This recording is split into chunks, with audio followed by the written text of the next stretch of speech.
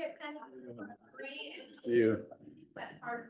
It's our summer exhibition that's on display until August 31st. We wouldn't have been able to do without our sponsors.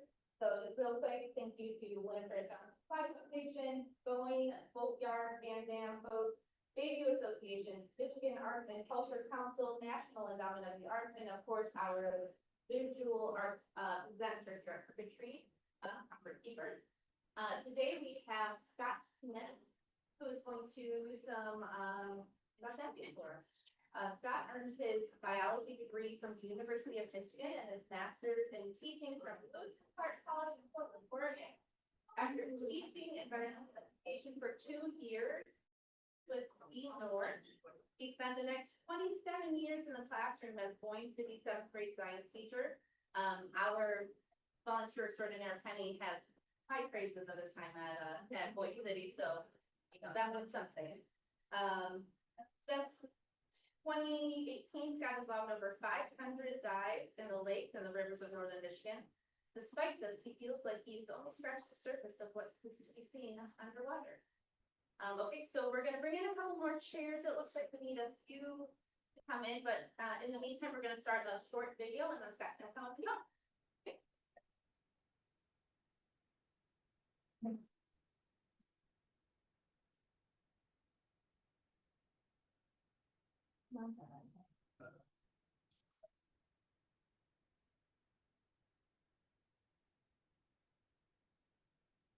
Okay.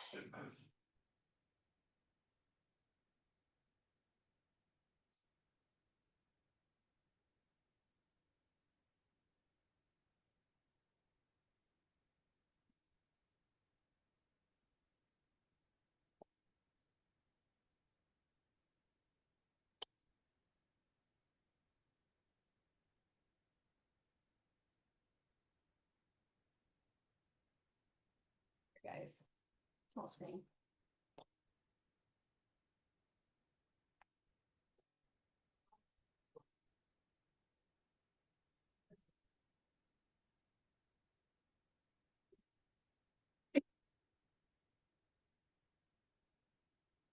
Well, difficulties, 1 moment.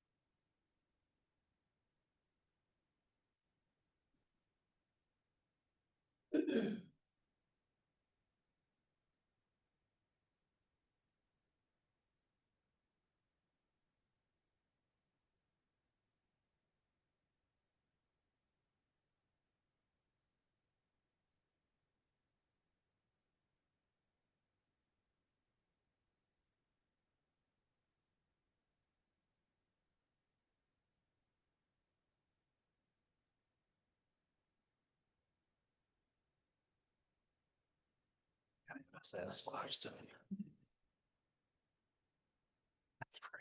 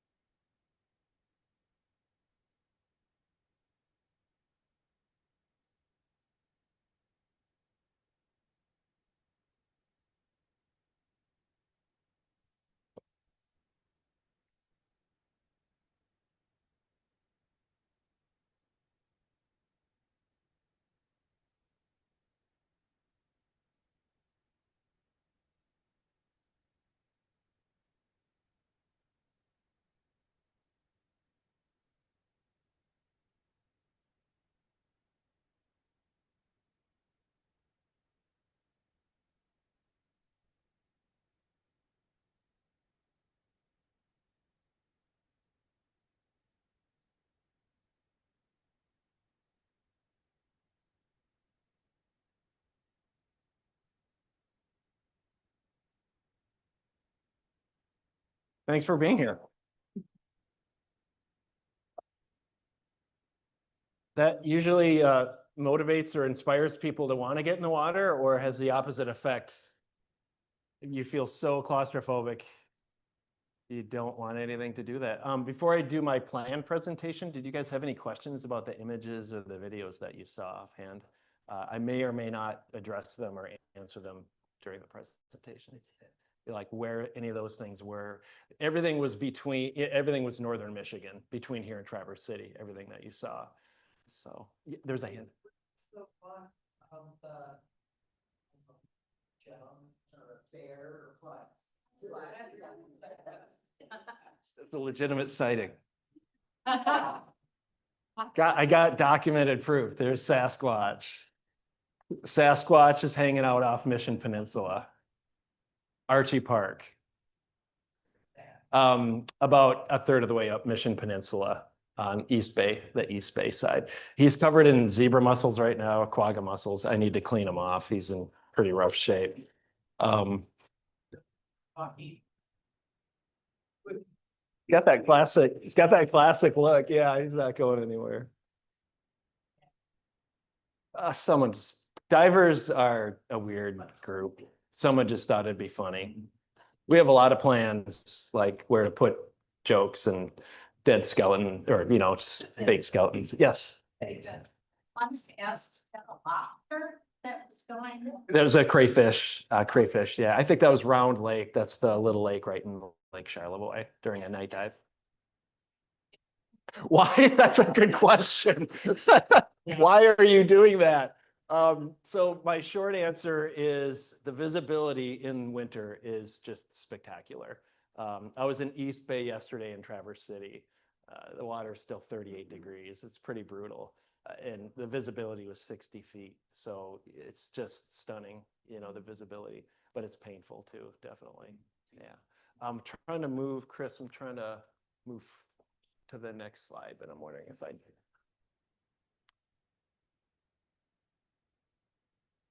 Oh, maybe. Oh, right there. Thank you. Yeah, you would. This guy taught for 27 years. Turn it on. So I'm going to show you two more iMovies that I made, one middle of the presentation and one to close out. You're welcome to, this is my YouTube where I posted them on YouTube, if that's interesting to you. And if the clarity isn't very good, I'm not very techie, but you can change the resolution so they show up a little clear. So I'll have that available. We could make that available, I think, at the end of the presentation. Okay. So why am I here? 2021, Angela Where, there you go. Yeah. So Mr. Morris was kayaking and the ice was breaking up and he looked down and he's like, oh my God, there's someone down there. Um, so Angela's husband took a picture immediately when he got back, sent me a text, is that you? And yeah, it was me. So we were both teaching at Boyne City Middle School at the time. So it was pretty cool. We were both enjoying the water just in different ways. And I'm the only nut job that would have been down there at the time. But that was kind of cool. So that kind of stuck with them. And that's how, I was asked because I try to bring my camera most dives. How did I get into diving? Actually, having that kind of science teacher background, love fossils, love finding fossils, Petoskey stones, all of that. But it's always been an ambition to find a megalodon tooth, the massive 50-foot plus tooth. And all I ever found were little guys off the coast of Venice, Florida. That's the shark tooth capital of the world. And when I did reading, good old books, right? 10 books. It kept saying, well, if you want to find the big ones, you got to get scuba certified and get out there in like 30 feet of water. So that was my motivation. Yeah. Woohoo! Yes. So that was my motivation. And it just so happened there's an advertisement at the Charlevoix pool that Scuba North was going to have a diving course. So I thought, well, now I don't even have to drive to Traverse City. So that's where I took my open water courses, and that's my instructor, one of them, Steve Karras. It was, yeah, it's fun, but a little bit terrifying the whole time, thinking of one of my childhood, heroes, Jacques Cousteau. I always wanted to get in the ocean. So at this point, my kids are grown, got more time on my hands, and I thought now is the time. Yeah, I'm gonna do this. So I've tried to emulate Mr. Cousteau the best I can. I think we'll move on to the next slide. So one of the amazing, if I could put in a plug for Scuba North out of Traverse City, they have local dives every week. And although their local dives may not be this far to Petoskey, once I got my card that said, okay, you can go in the water, I, as much as possible, would join these local dives. And you're always going to have a dive master, you're going to have expert divers, and that's how you learn at the beginning, and save yourself a lot of mistakes. And one of them was right here, the Crucifix, just down by Bayfront Park. Really good dive, and it's great for beginner divers. That is me. That's my instructor, Steve, and that guy right there is Tom Tejan. We'll come back to Tom here in a moment. So if you could imagine starting out any kind of hobby and not being good at it, and it can kill you, that's a little bit terrifying. And so I had the good fortune of becoming friends with the Karrases, and we would dive wrecks. I thought I was not prepared at all, but I had a dive master ahead of me and one behind me at all times. And that was just incredibly comforting to have that. And I still dive with the Karrases to this day. So diving is an amazing sport because it creates friendships that truly do last. And so this has happened to be in Munising. It's amazing how many toilets there are up there in the water. There's one there's one off Zorn Park. I don't know why. And I still dive with this beginning group and the Karrases. We still go on really cool trips, try to get out, do something exotic and warm at least once a year.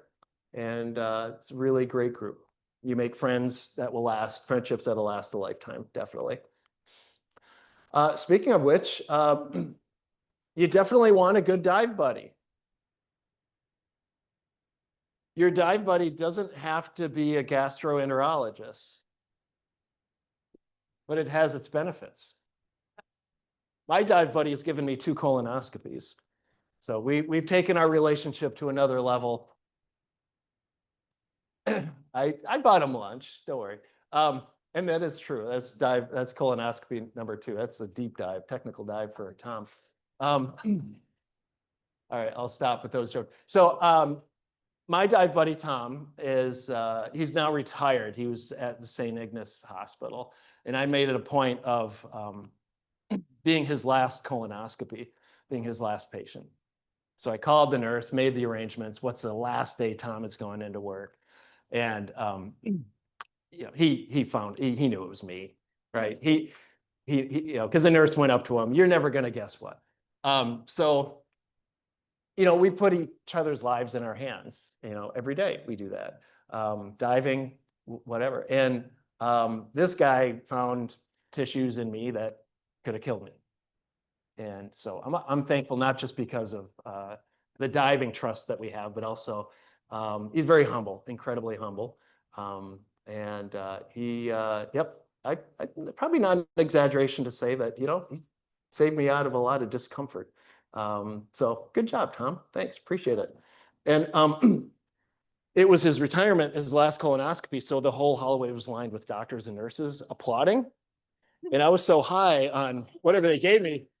I'm like, hey, thanks. I thought they were applauding me. No, they were not. So Tom and I, we forged this friendship in diving, and we went on to do our advanced training. This is Lake Charlevoix, fantastic dive called the Kuka. It's a wreck that you may have heard. It was a party barge back during Prohibition. And the story goes, some locals were really upset about people, you know, dodging Prohibition laws, and it got lit on fire and sunk. So it's a great dive. It's a really large vessel.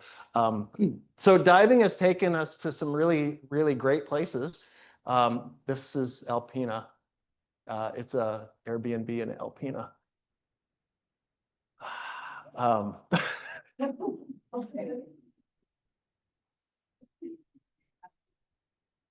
Yeah, that's where we stayed. So not all Airbnbs are the same. Tom reserved that one. I'm gonna give him fault for that. And then really enjoyed what we're doing, and we kept wanting to go further, go deeper, longer dives, see deeper wrecks. And that meant we had to get more training and different gas mixtures. And I was not the motivating diver. That was Tom. Was always the one wanting to push it to the limit, next depth. And so, all right.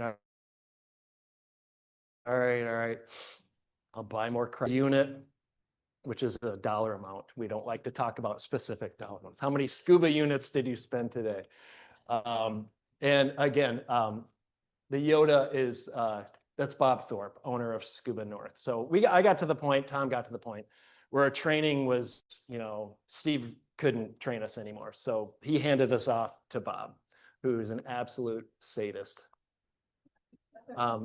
But through diving, I've seen some amazing things. My pinnacle dives are all with Bob Thorpe, the owner of Scuba North. And so he's always up for a dive, no matter any excuse to get out of work. So this is, we call it the Bluff dive. It's an abyss. You look over this cliff and it doesn't even, you feel like you're on another planet. And this is northern Michigan. Yeah. Hundreds and hundreds of feet, just right to the right there. So that's where I've had my deepest dives, most technical dives. And, you know, I wouldn't want to be with someone I didn't trust, definitely. So I'm very thankful to Bob for getting me to that point. It took 3 years to find a stupid shark tooth. So in that 3-year span, I fell in love with northern Michigan's lakes and rivers. And either COVID or, you know, back surgery or bad weather. We had a stretch of bad weather and all the dives were canceled. It took 3 years to get down to Venice and actually find a tooth. So locally, how many of you are interested in diving? You are divers and you want to get out there? We got a couple of you, good. There's great things to see close by, and one of the most common one is right there. Harbor Springs, you got Zorn Park and Zoll Park. Zoll is the dog beach. Definitely bring a dive flag. A lot of boat traffic. Zorn Park, same thing this time of year. So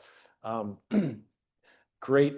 Zorn is, I dive there more than anywhere else, but you definitely need a dive flag. And you know, certain times of the year are a little bit tricky.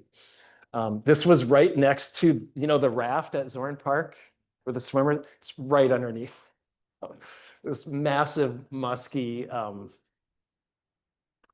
most impressive fish I've ever seen diving. And it saw me long before I recognized the fish. It just had that feeling like something was watching me. And I was doing my safety stop.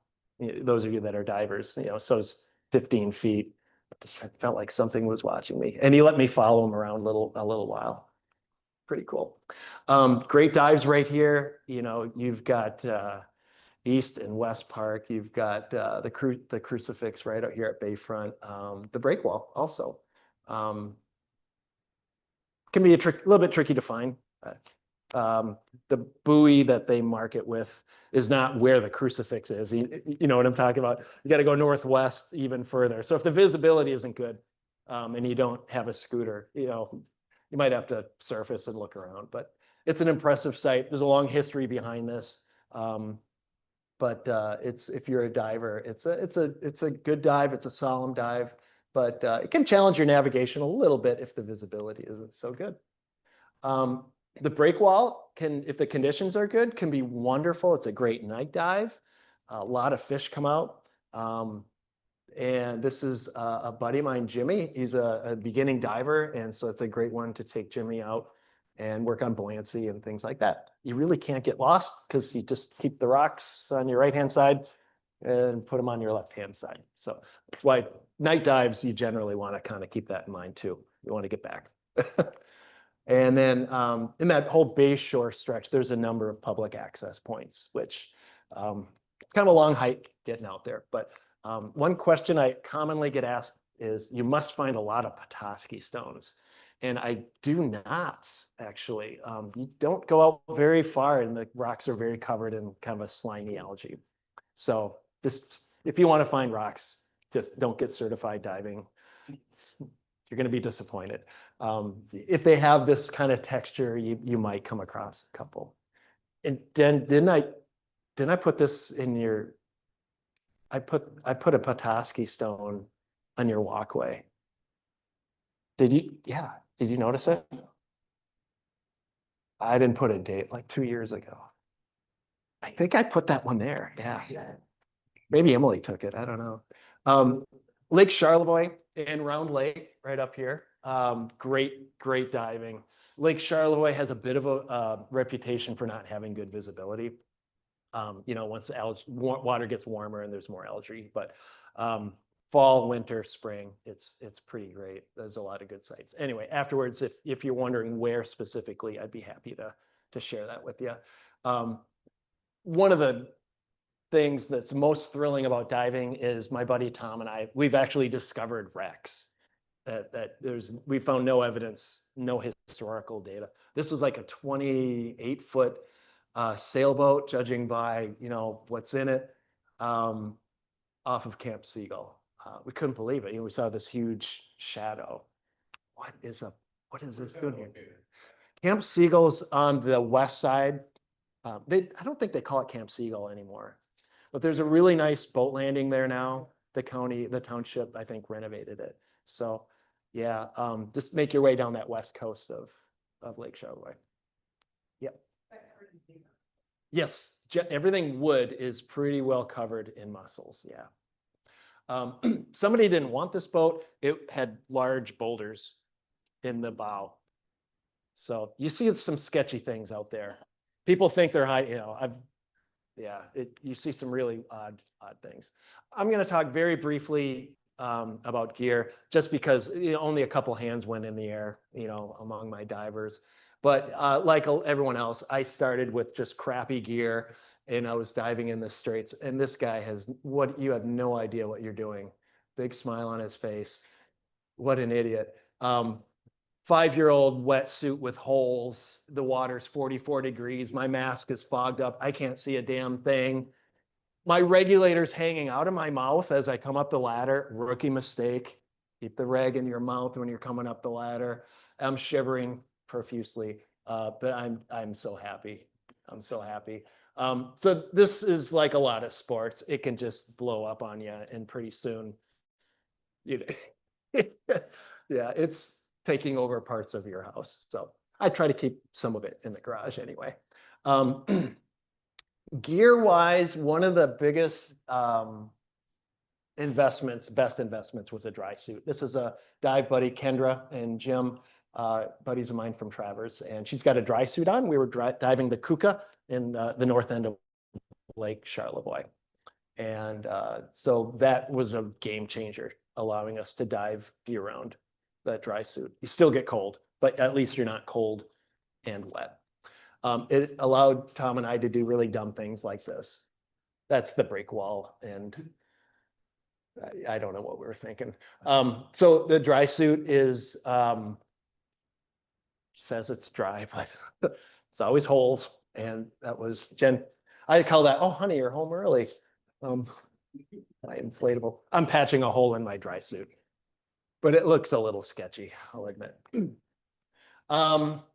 Yeah, ice diving is like a whole other thing. And so we'll go to the next YouTube video, and I'll share with you, try to answer that question. Why would you do such a thing? Cut a hole in the ice and go in the ice.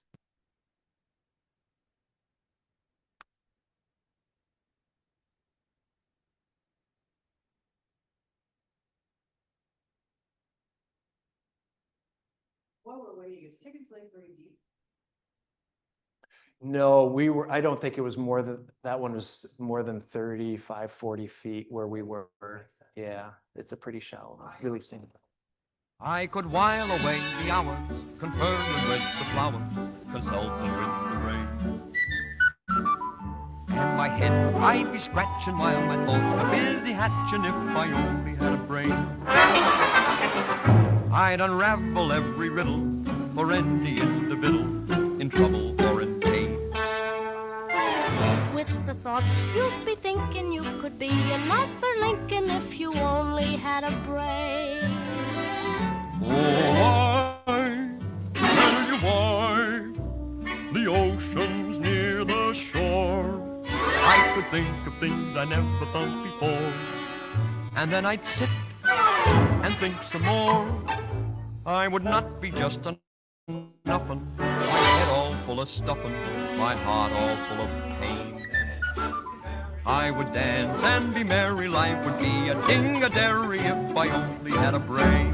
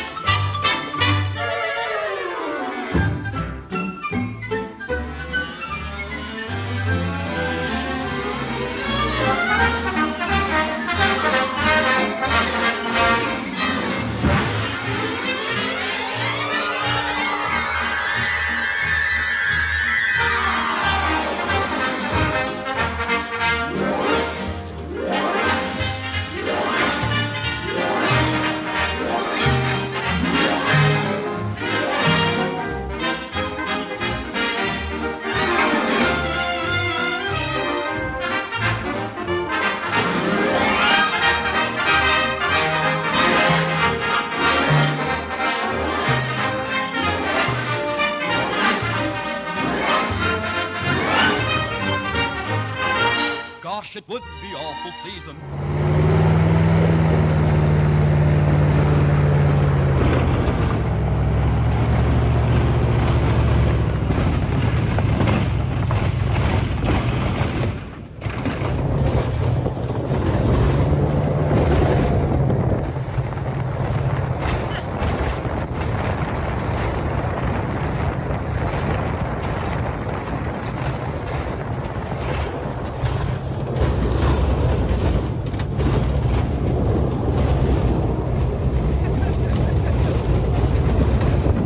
That was our taxi ride.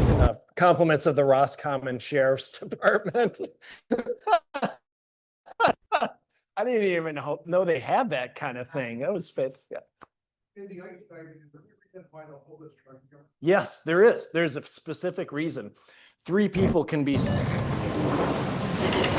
that narrow angle, and Enemy battleship sunk. you can put both butt cheeks firmly on the end. It's a square. Enemy battleship detected. Like Enemy that. submarine spotted. And you really don't have more, Reporting you the don't target have more than position. 2 people. Third person is seated, ready to go in case there is an emergency. So they're ready, and they have a carabiner with a rope, you know, attached. Enemy heavily The damaged. angle of the ice just helps it sit there. You get 100 feet of rope. Yeah, and that's my leave the second right there. There you go. You have 100 feet of rope, and the rope is not just a limitation; it's also maintaining. So you really, it's actually technically a solo dive. Your buddy is on the ice, on the other end of the rope. You communicate with rope pulls. So feel it pull. Are you okay? And one pull back. That's what it is. 2 pulls. I want more rope. So they'll let out more rope. If I feel 3 pulls, they're telling me I don't have any more rope. That's as far as you can go. Repeated pulls means get me out now. I'm in trouble. Okay. So, funny story, I was with Christine here. So we were the 2 in the hole, and this was, I'm not making that up. It's called the Bahamas. It's a wreck. It was great ice diving. Yeah, it's something to see once you go in the water, other than, you know, great fish. Engine boost And activated. I was trying to get a picture of Christine. She didn't quite have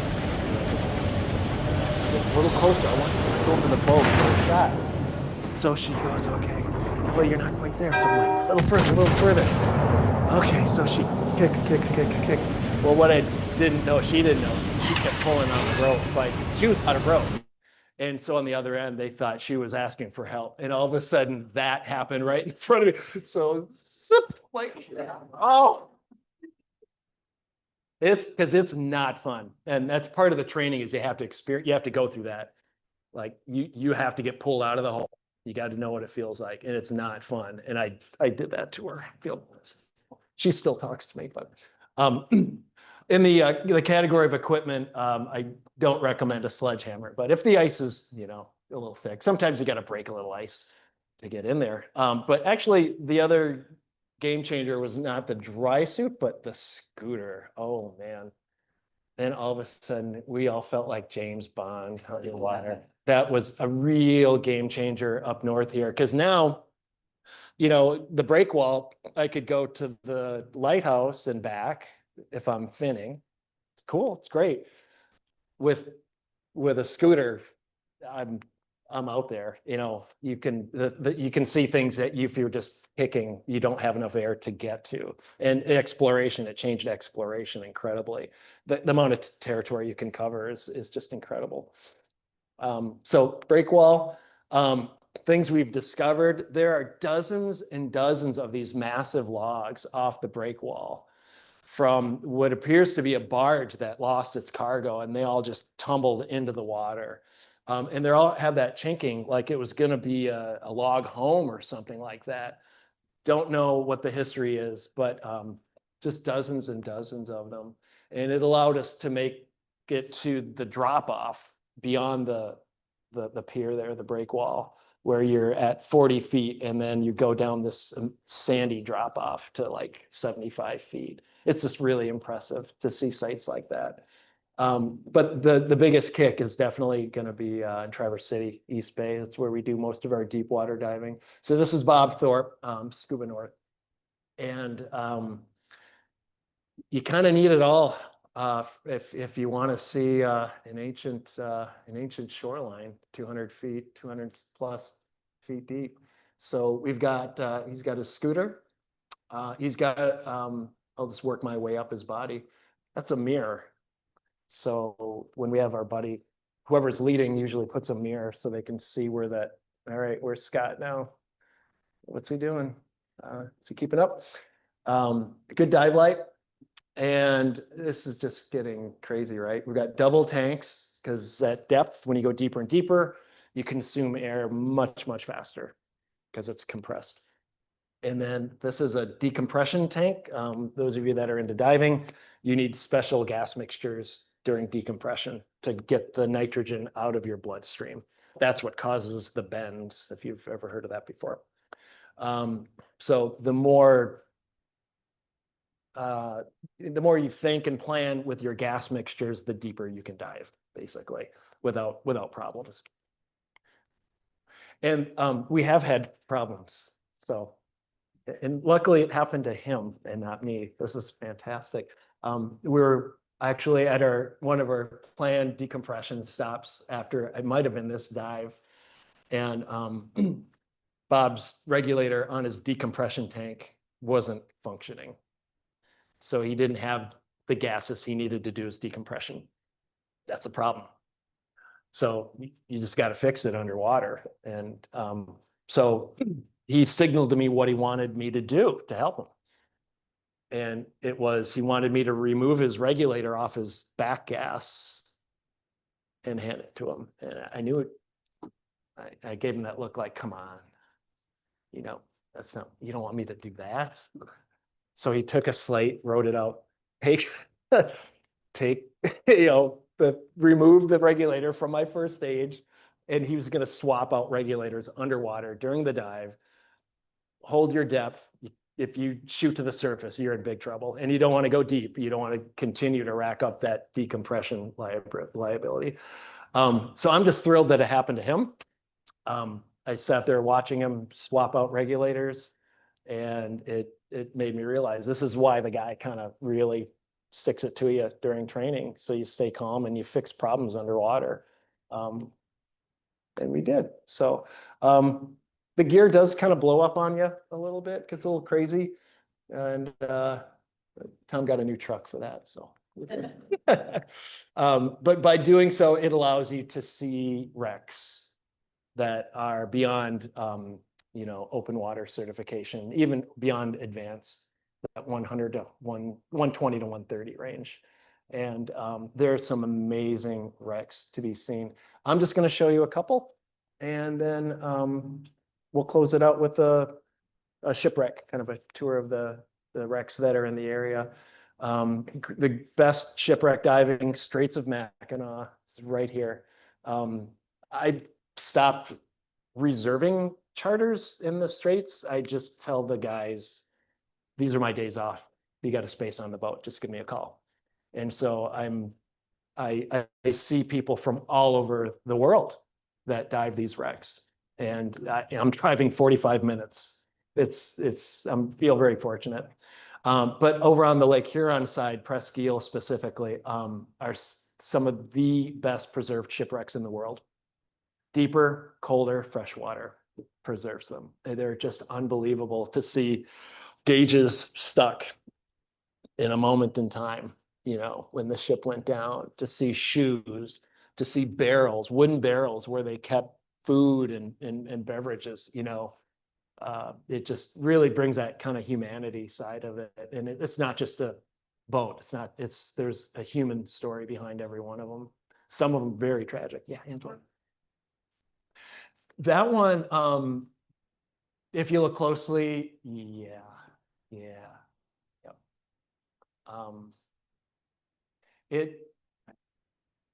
You have specific presenters kind of probably talk about the change in the ecology there. The All Too Clear documentary, that was all about. Yeah. So the divers are like, oh, this is great visibility, but we also at the same time know this is not normal. This is not normal. And in diving, if you make a mistake and you'll live, great, you learn. Don't do it again. I still make mistakes. I still, I don't want to say careless, because we do a great deal of planning. But you really got to check your ego. Yes.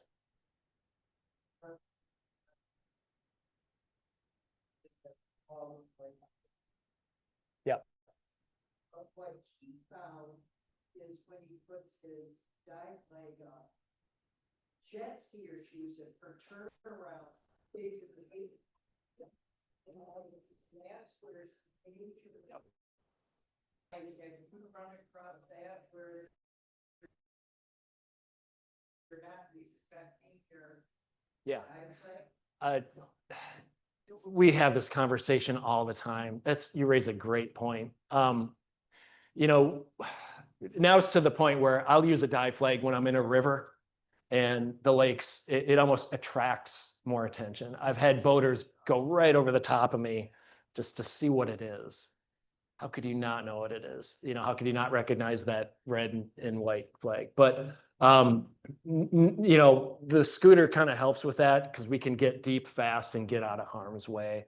But it almost it does that. I've not had jet skis use me as a barrel like in a circus, but I don't doubt that for a second. Because boaters are sometimes not very respectful if they don't know the law, and it's the law. To stay. I want to say 200 feet. I want to say 200 feet. I had a swimmer see my dive and thought it was drifting away, and so she went out to recover it. And by the time, and I was going out deeper, and by the time she reached it, she was in trouble. She was going down. It happened to be the new diver, Jimmy. He's a first responder. I'm like, Jimmy, you always create these, you like every time I'm with you, there's some disaster that happens because he's prepared for it. So we hauled her back to shore, and it was pretty frightening. This was a dumb moment. The captain of the charter said, "Oh, by the way, when you're on this wreck, if you see my dive flag, I dropped it. If you could recover it, that'd be great." So at the end of my dive, when I'm ready to do my decompression stops, I looked down and I saw in 200 feet, saw his dive flag, and I thought, I'm going to be the hero. I'm going to go get that flag.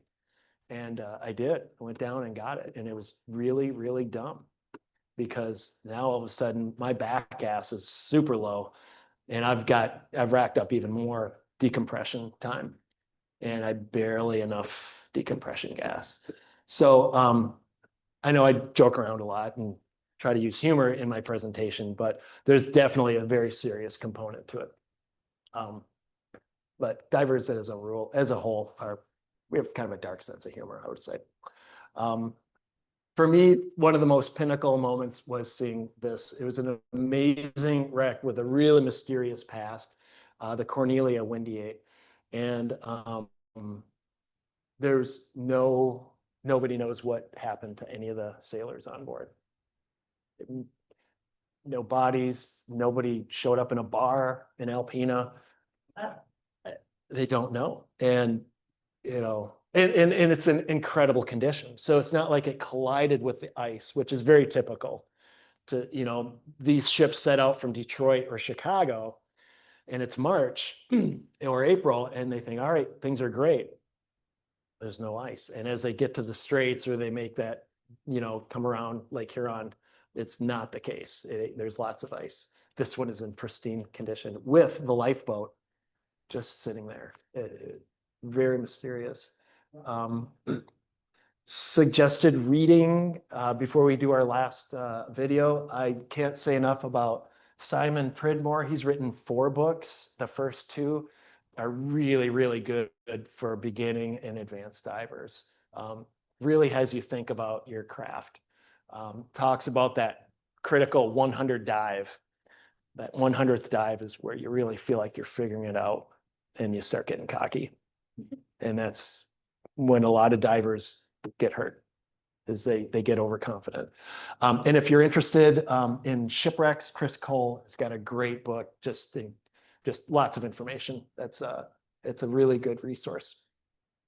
So let's see, have any questions? Well, yeah.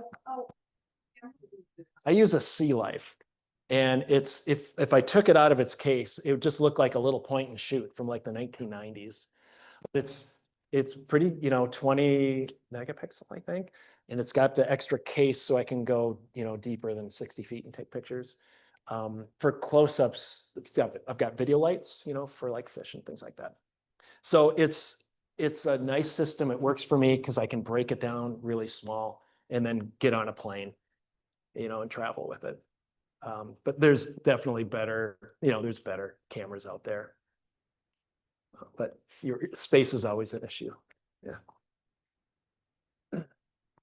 Oh, I should say before we roll it, we're gonna start with the first images are the Cedarville, Chris. So we're gonna start at the Straits of Mackinac and then go to, well, I think it's labeled. Do we go to Munising? And then we finish up Lake Huron. So it's kind of in those sections. So the first several are all Straits of Mackinac. Thanks.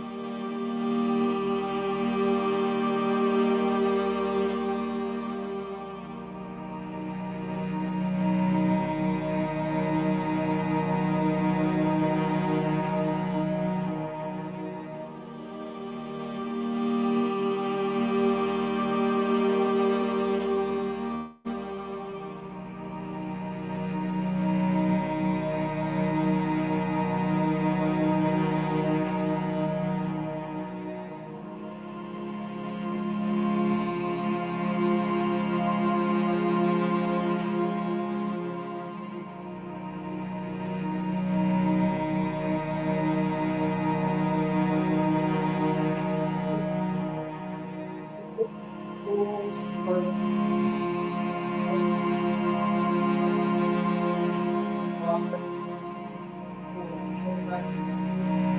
Yeah, unfortunately, when dive equipment, the technology improved and it became more accessible to just the ordinary person, it was like the Wild West in the 70s. People were just taking everything, 70s, 80s. And then a law was passed saying you can't take anything, nothing. It's, you know, the Edmund Fitzgerald is literally like, you can't dive it. You know, it's a graveyard. So you're not supposed to take anything. When there's always that concern, they just discovered the Dolphin, which is a wreck off of Wagashans Point. You drove one of the, you've done some work there. That's always a concern that these people, someone will show up and just start taking things. It's sad. It's really tragic. In best case scenario, you hope things end up in a museum or something, but yeah, it's definitely even like in the Cedarville, the cargo was limestone rocks. If you come up with a rock, the captain is going to have a word with you. Yeah, the captains are some of the most ethical people that I deal with, and they are going to let you have it. I find that's pretty true globally too. I came up with an empty shell one time and a boat captain yelled at me. So throw back in the ocean. Okay. Yeah. Jen. Back to the Deacon Slate video, what was the little thing that looked like a salamander or maybe was it dead live? Mud puppy. Yeah. Yeah. Yeah. And then how many of the divers you dive with? Christine does. She was the one I got pulled out of the ice dive. Mike Mankey, the husband and wife at the end there, with all the the tech gear, the doubles on their back. Mike will have a GoPro. He usually attaches a GoPro, but he's notorious for not turning it on. Gets back. Did you see that, Mike? Yeah, that was awesome. Oh shit. It's awful. I love Mike, but it's like it's grainy and out of focus. I'm like, I love him though, because he has documented some really cool things, like when we're in the Cayman Islands and stuff like that. Yeah.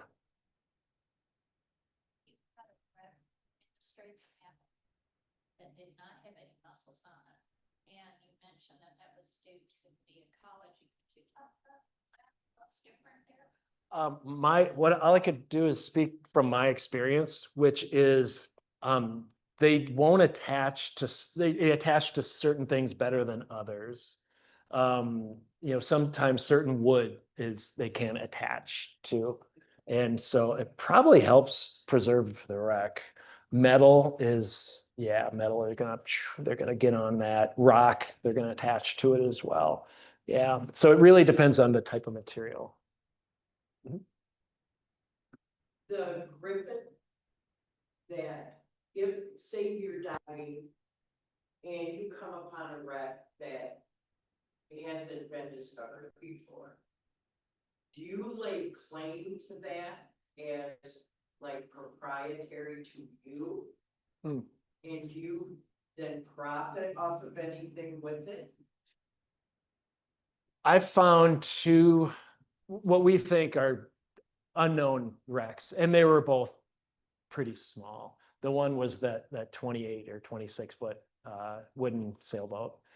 It's nothing really of value anymore at that.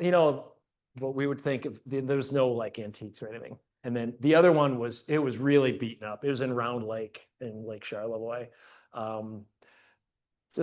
We just enjoy it, look at it, take pictures. So discovering it is It like a privilege. Yeah.